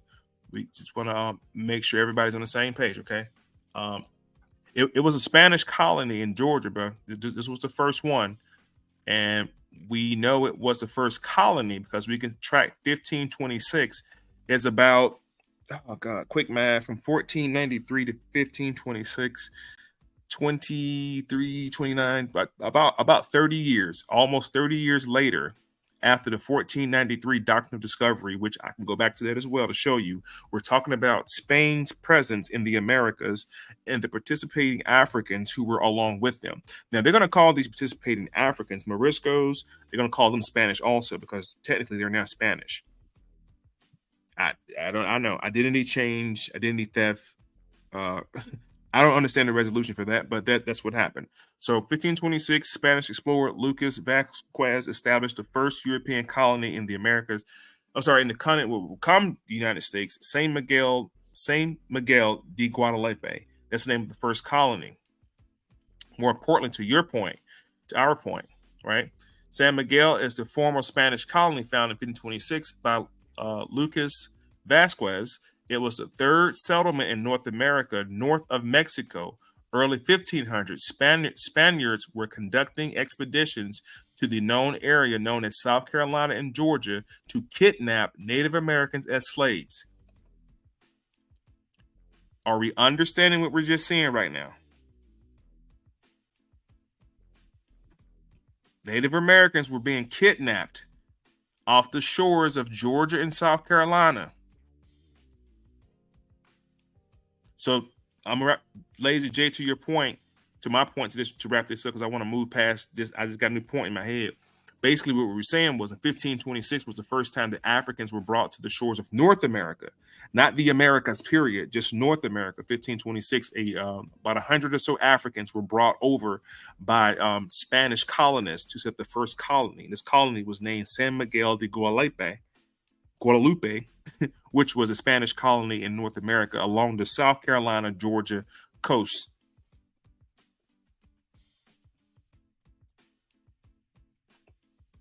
Okay. Now, you're good. You're fine. I want everybody to screenshot this. Screenshot this right now. Because this is going to become important. This is going to become important. And that's understanding that they were kidnapping Native Americans off the shores of America before they were kidnapping Africans out of Africa. And that's not a, ooh, we were first situation. That was, think about that for a second. They were bringing Native Americans out of the Americas prior to bringing Africans out of Africa. Prior.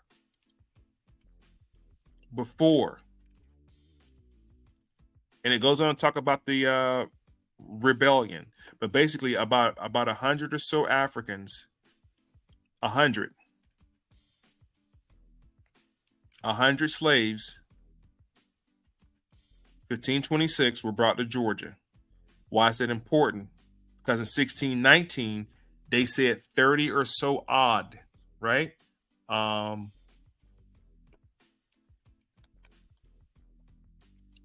many slaves were brought from Africa in 1619?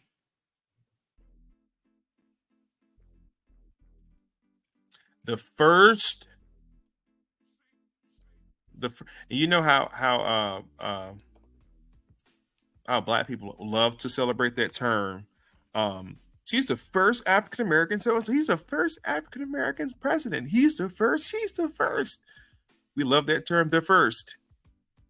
Right? So here's another one for you. The first enslaved Africans to arrive in the British mainland American colonies were between 20 and 30 people. That's it. So on your piece of paper, write this down. Between 1526 and 1619, only 130 Africans were brought as slaves to North America. And that's a fact. You can argue this fact. We can argue this fact now. We can argue this now. We can argue this now.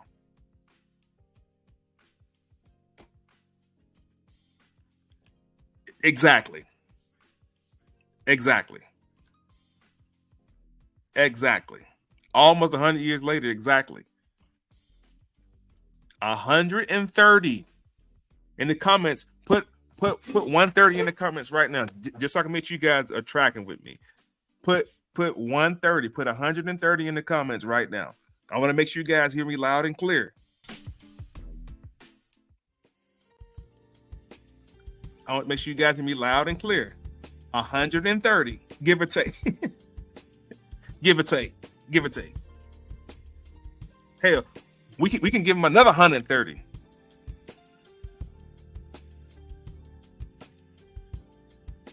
But see, this is the story. This is where we separate the chaff from the wheat. This is where we start finding the fucking truth. How many got brought over here? Millions. No, y'all have to start asking the question, which America were they brought to and what time period were they brought over here? You know, the transatlantic slave trade got slaves from Africa and brought them over to America. Hold up, Playboy. Which America? What you mean, which America? There's 3 Americas, North, Central, and South. Which America did those Africans get brought to? Shit, and they're going to start stuttering. If they say they got brought to North America, what do you think? Then you ask them, what time period? And they make some shit like, I don't know what time. Just guess what time period. That time period better be between 1526 and 1619. And then you can maybe agree. If the person gives you a time frame between 1526 and 1619, the Africans were brought from Africa to North America, they'll be right. Now ask how many? Because we're only tracking 130. We're only tracking 130. I'm only seeing 130 on my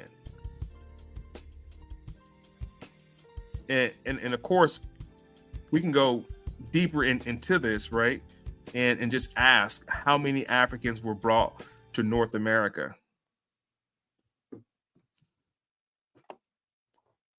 And find out those numbers. But let's find some numbers out first. Watch this. How many Native Americans were traded during the slave trade?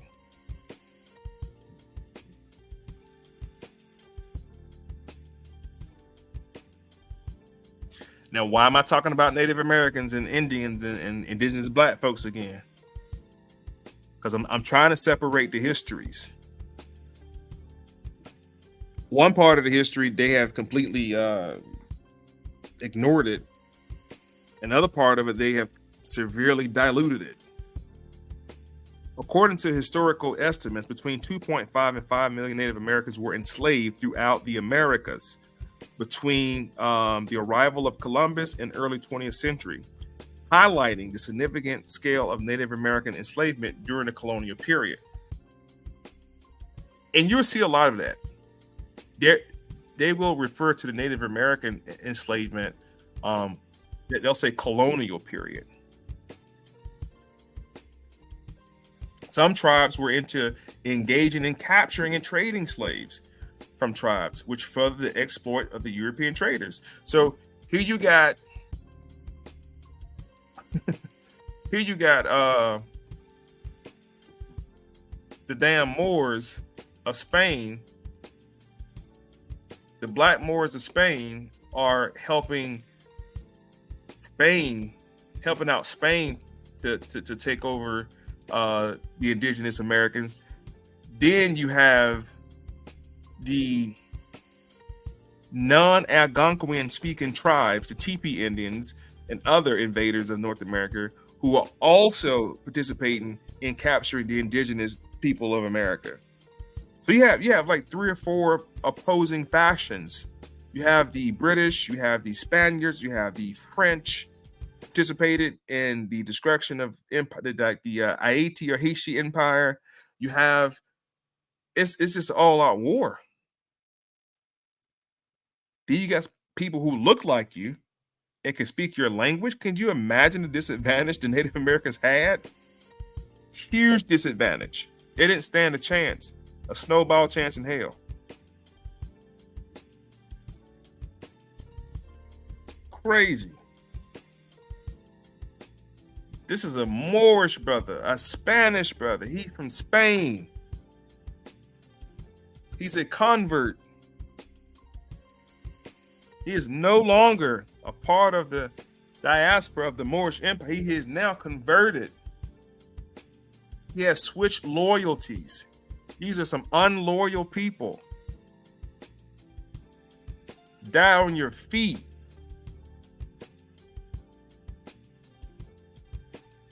This is crazy.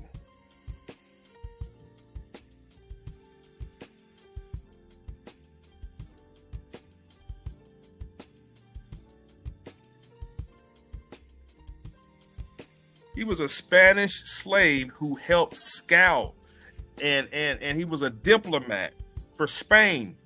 It said he was the lead communicator because of his noted skills for quickly picking up languages and using sign language. He was a goddamn op for the Spanish Empire.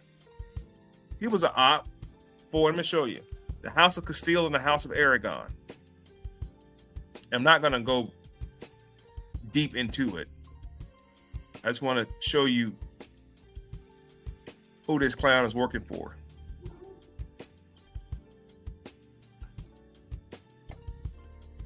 This is his boss right here.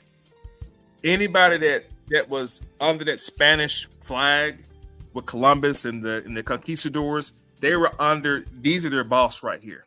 Fernando II of Aragon and Isabella I of Castile. These were the bosses for everybody. Columbus, conquistadors, Cortez. This their boss. So the brother I just showed you, the Moor who was working for Spain, this is the boss. The House of Castile and the House of Aragon.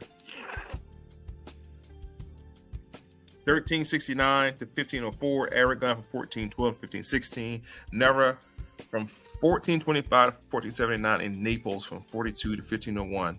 It was the name taken from the Count or Duke of Trasmiria. These are kingdoms. The Kingdom of Castile. This is their shield, their crest, the royal crest. They were conquered. 711, regained the throne. 1492, at the defeat of the Mohammedan, the Muslim Moors, and began to reign and conquer everything that was under that Moorish Empire, which of course were the Americas, under the Doctrine of Discovery.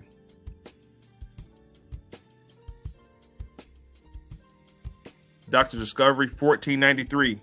So you get Columbus set sail in 92. The Doctrine of Discovery. The Doctrine of Discovery is a legal and religious principle.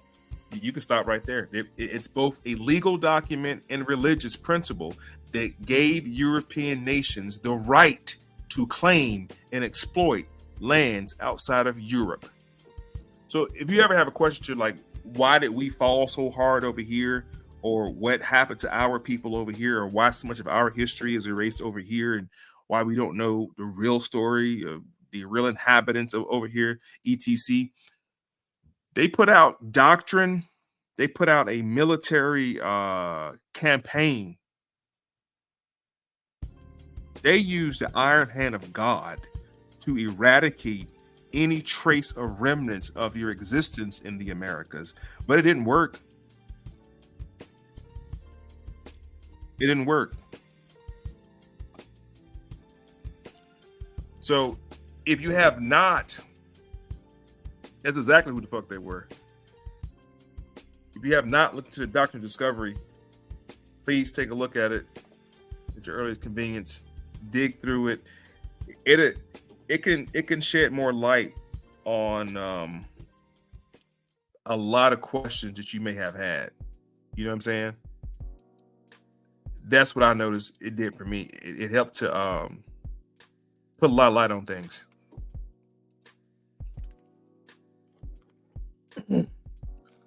West African before the slave trade. At the dawn of the era of transatlantic slavery, Africa was a vast and diverse land and the home of many ancient cultures and more than 800 languages. The region that would be most powerfully affected by the slave trade was West Africa, along the strip of the coast between Senegal and Congo rivers.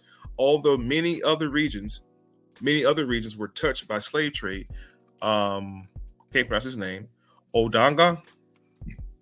Oldanga, I ain't gonna try the last name, was the son of the chief of the Igbo people of West Africa, but was seized and sold into slavery as a small boy.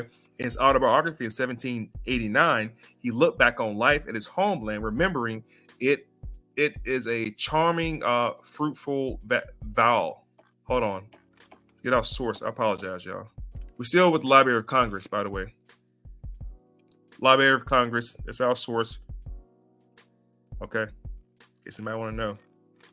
Where are you getting that from? Library of Congress. Agriculture is our chief employment.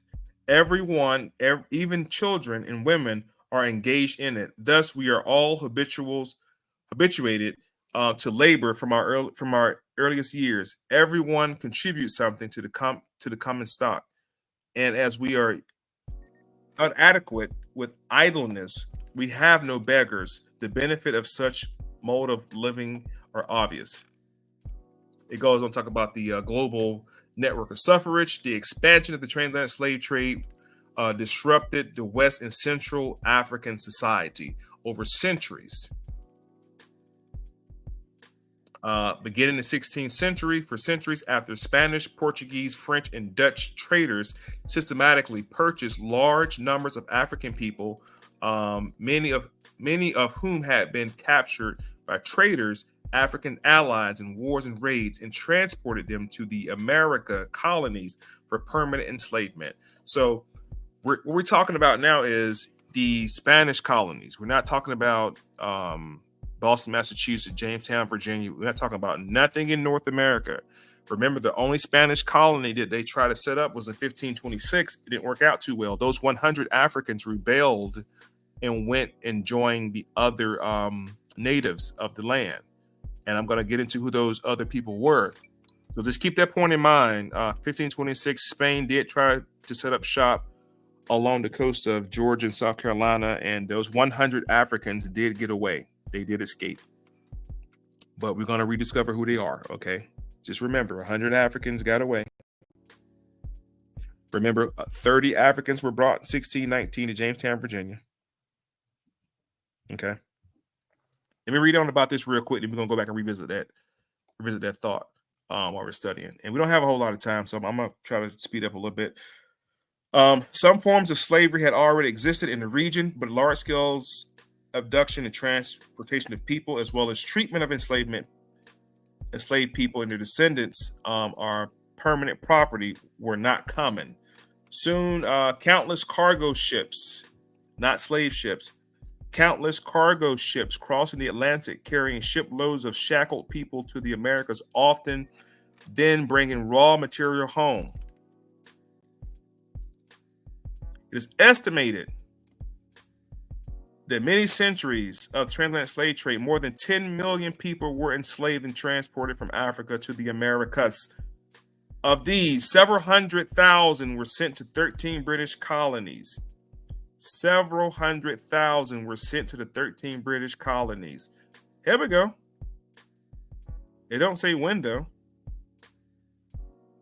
Or what would be later. So how many? Is it of these, of those 10 million, several hundred thousand were sent to the 13 British colony, later the United States.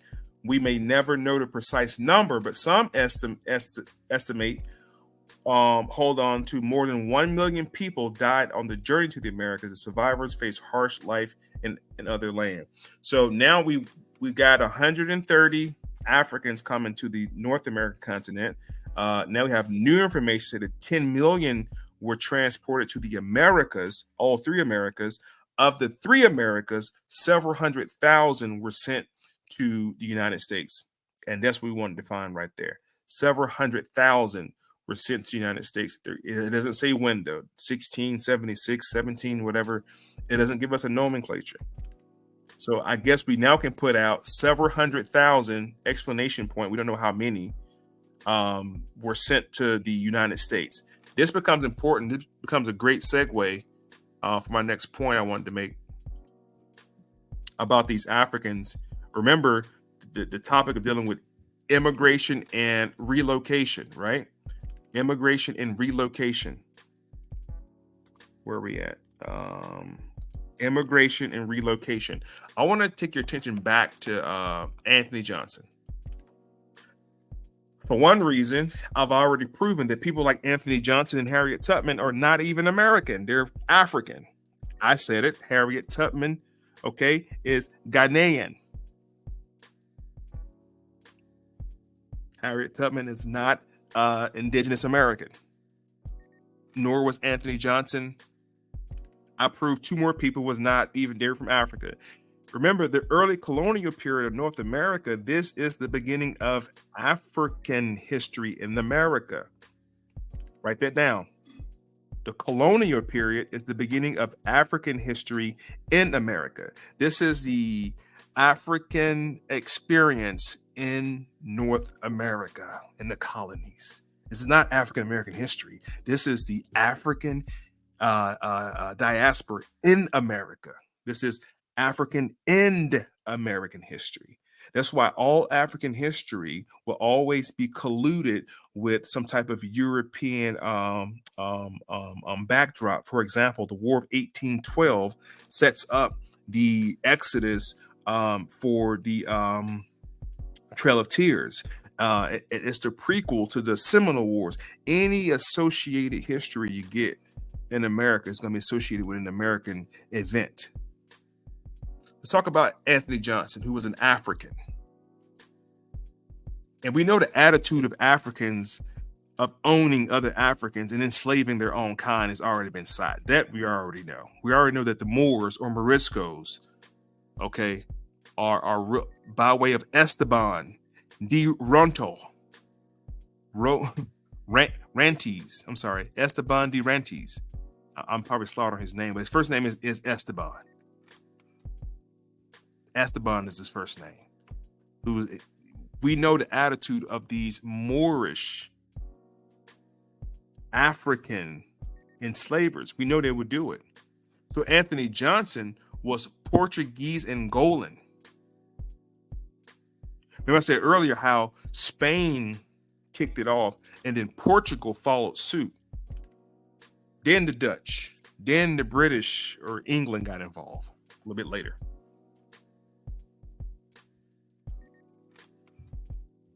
Antonia, see, he has a Moorish name also, or a Spanish name also.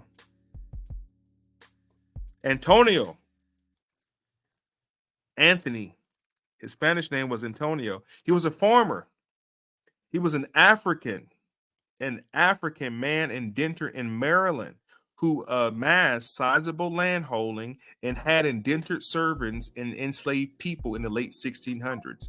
He was supposed to be notarized as the first African to own a slave for life. Anthony Johnson, Angolan-born man who had achieved wealth in the early 1700s. So he's not even from here.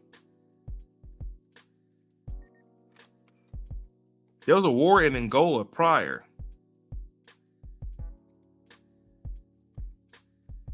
Angola was a part of the Portuguese diaspora, just like Florida and places, part of Hispaniola was part of the Spanish diaspora.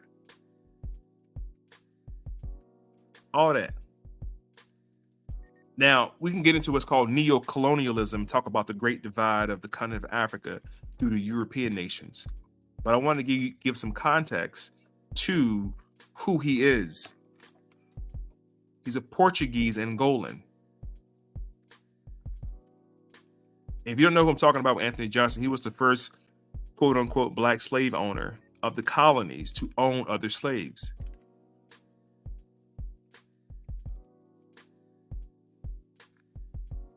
He later became a tobacco farmer because in the 1600s, sorry, because in the 1700s in America, the cash crop was tobacco and then rice, and then cotton came a little bit later.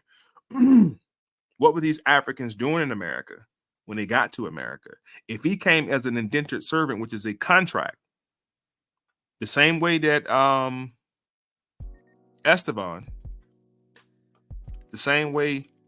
Estevan came over here with Columbus. Let me go back to this cocksucker.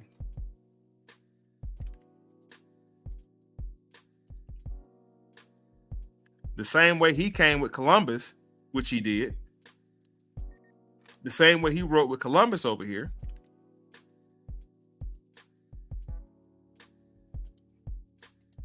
Anthony Johnson came over here too under contract, under indentured servitude. He was held in indentured servitude. A lot of us don't understand what indentured servitude is. We think we know as compared to slavery, we know, but we don't know what it is. This is the contract. Voluntarily. See, the first thing they pull up is a fucking contract, and you sign it. You're well aware of your rights and what you got to go do, what you need to be doing to get out of this contract. It's a contractual situation. This is a choice.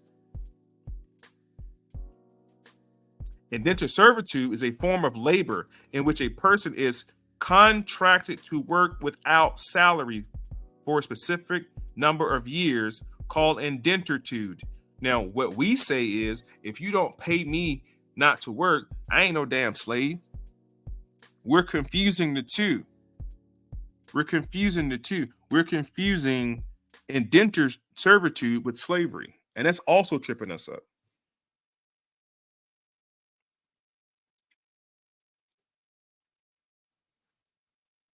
Hold on, got a question in the chat.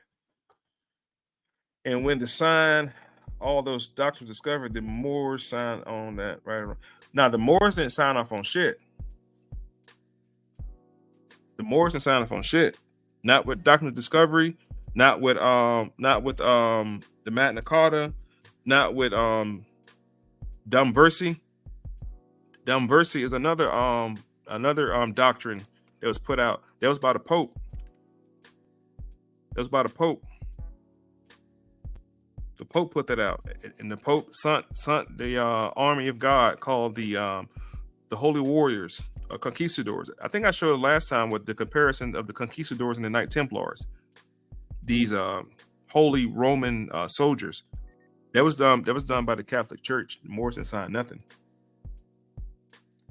So basically, indentured servitude is an agreed upon form of labor. Listen, I'm gonna come work for you for 2 years. You ain't gonna pay me nothing. Just give me somewhere to stay. Shit, bet. And while you did them 2 years, you better get it. They did get compensated though. They did get compensated. Indentured servitude is a form of labor in which a person contracts to work without salary for a specific number of years. The contract, called indenturitude, may be entered voluntarily or perpetuity. For perpetuity, eventually compensation or debt is repaid or imposed involuntary as judicial punishment. The practice has been compared to the similar institution of slavery, although there are differences. Historically, in apprenticeship, now we talk about apprenticeship or what they call apprenticeships, what they call it. That would make you a tradesman. What is it called when you work for somebody? Not pro bono. That's not the word I'm looking for.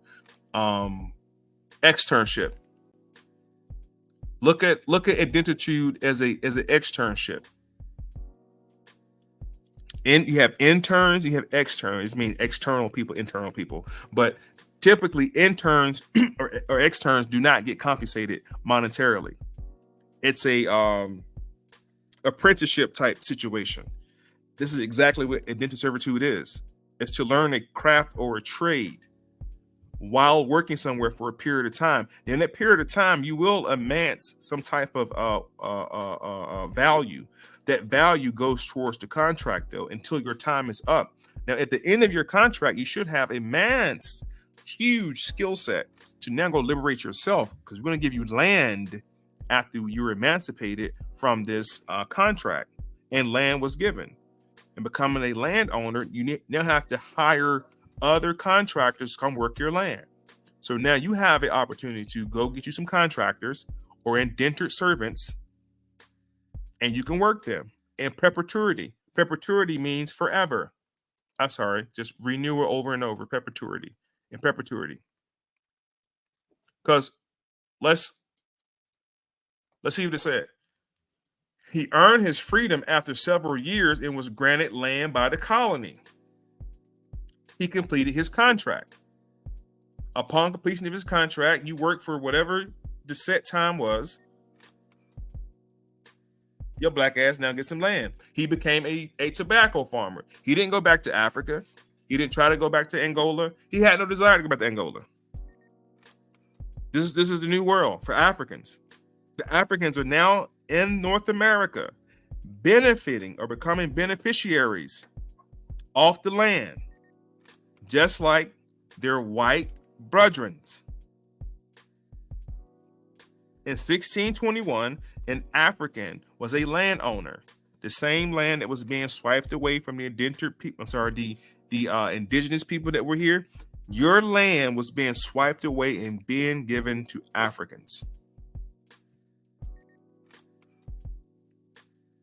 In 1621, he earned his freedom after several years and was granted land by the colony. That land that he got by the colony, that land granted to him by the colonies, I'm show you what that was called. And we're going to talk about that too. That's not called homestead. Homestead comes later. So don't say homestead. It's not homestead. It's called head rights. Now, head rights can refer to legal grant of land to settlers during the European colonization in America, or a right for members of the American Indian tribe to receive a share of tribal income or property. Head rights is a legal grant of land to settlers during the European colonization in America. That's what that shit is.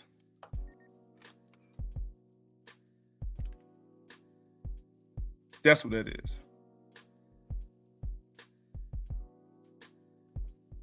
That's exactly what the fuck that is.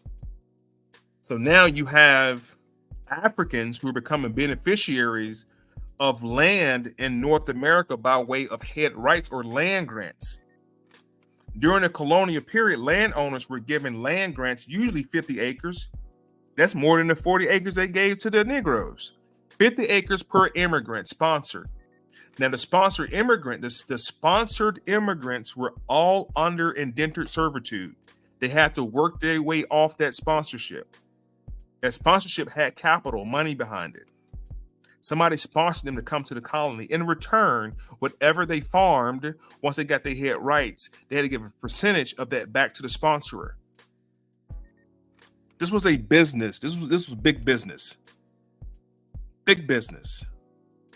If you and your family could not afford to leave Europe, you could be sponsored to go to Europe, to the new land, America, North American colony, to the colony. It was called the Colonial Project at one time. To encourage people to migrate to the colonies and work on their land. The head rights system originated in Jamestown, Virginia in 1618 and spread to the other colonies. This is not a bad idea.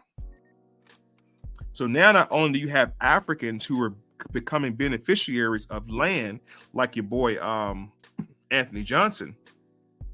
Anthony Johnson becomes a recipient, a beneficiary of this right called heads rights. A grant of money or land formerly given to one who fulfills certain conditions. And those certain conditions was what? That contract relating especially to settling and developing land. That's what he did. His contract, he came over as an Angolan indentured servant. Once Anthony Johnson. I said John Hanson. we can go to John Hanson as too. After Anthony Johnson completes his contract, he becomes a tobacco farmer, because that's a condition, a stipulation of that sponsorship of indentured servitude, is to work the land and now give a portion of whatever you grow off the land. It's international sharecropping, if you will. He attained great wealth after completing his term as an indentured servant. He attained great wealth after completing his contract, his externship. While he was externing under that contract, he learned the trade and skill of becoming a tobacco farmer. And he became a very wealthy tobacco farmer in Maryland because he learned that trade while he was an indentured servant. Probably from working somebody else's land. But he was an intern. He was that's all I can say, he was a fucking intern. He learned that trade.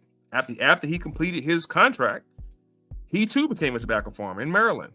He attained great wealth from after completing the term of servitude, and has been referred to as a black patriarch of the first community of Negro property owners in America. These first Negro property owners in America, this was in African.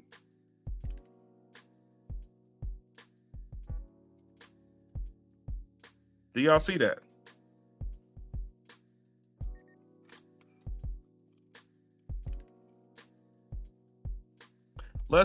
Because I just highlighted that and I wanted to see what it's going to say, and it got something pretty interesting about John Hanson.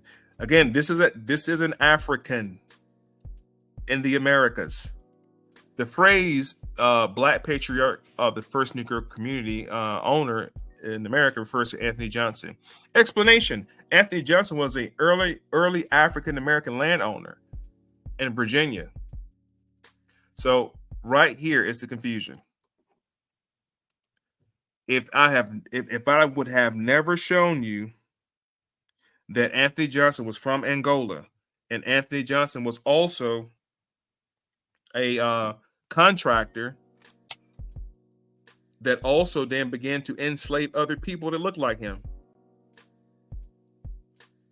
and they're saying he was the first American landowner, first African American landowner, an early African American landowner. And they're calling him African American, and they'll go call the Native Americans African American. You don't know who distinguished from who.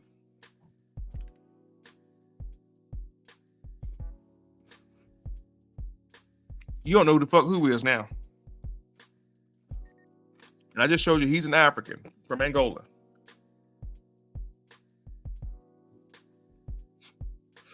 Now do you see? Now do you see? American Africans.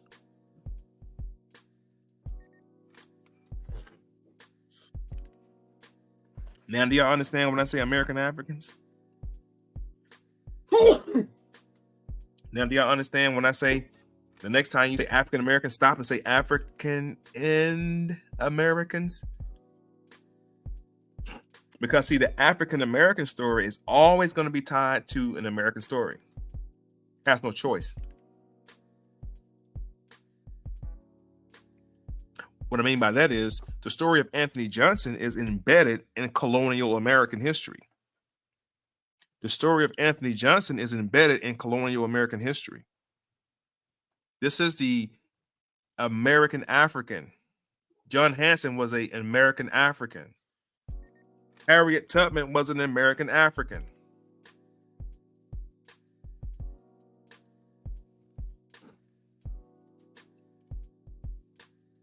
(1621). His legal status, the court record identified him as a free Negro. A free Negro, because Africans were labeled as Negroes. Africans were.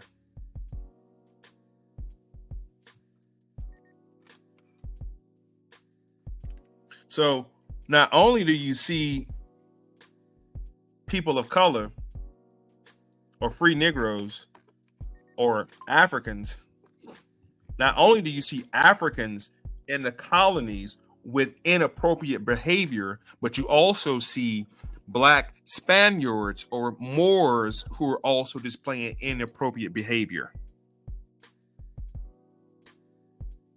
But if I showed you Anthony Johnson and then a picture of Estevan, the Moorish brother who sailed with Columbus, and then I showed you a regular so-called Negro of America and called all three of them African Americans, you would have no idea why I was doing that. You wouldn't know who the African American was and who the American was. Anthony Johnson is an African American. Estevan, the Moor, he's also an African American. But these are Africans in America. Africa's in America.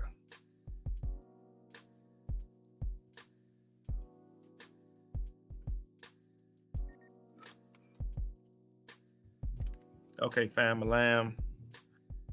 Appreciate y'all, man. 100 grand. That's my time, man. I'm gonna get up out of here. Next time I tap on here, I'm gonna show you also what I'm studying. Thank you guys for hanging in there. And next time I tap in, I'm gonna go deep into some other information about these people right here. Huh? When I return on my next live, I'm gonna show y'all some people that I'm dealing with right now, some information I'm dealing with, because I thought that was super interesting. Just now we just went through. I'm gonna deal with the Negritos, and I'm gonna come from the West. I'm only gonna talk about the Pacific. I'm not talking about nothing about the Atlantic people. I'm talking about the Pacific Islanders. And I'm going to come on the West Coast of America and start dealing with West Coast history. I'm going to do my best to revert our thinking. All of our thinking, we got so much fucking attention on the East Coast of America because that's all they taught us was colonialism. They didn't teach us the other side of history by our back door. So I'm going to teach the backdoor history. We're going to learn about these people. Okay? All right, y'all. So thank y'all for tapping in, man. Remember, the Cash App is right below. Don't forget to hit the Cash App, man. Make a donation. $3 challenge. I appreciate y'all so much, brother. Again, just want to tap in and share my study habits with y'all. I'm going to go continue to do some more studying. I'll circle back with y'all later, man. It's been real. Peace and love to everybody. Don't forget to subscribe. Don't forget to share this, man. That's the most important thing. Y'all have to share these lives. That's how everybody see what time it is. Your followers and everybody. So be sure to share this live, man. Outside of that, man, I appreciate y'all so much. And you ain't from no damn Africa. You ain't African. Mandinka? What food stuff that you talking about that's African? I ain't no African. Well, I'm Mandinka. We're proud people. And I'm American. I was born here. My mammy and my daddy was born here. And my daddy's daddy. I ain't no African.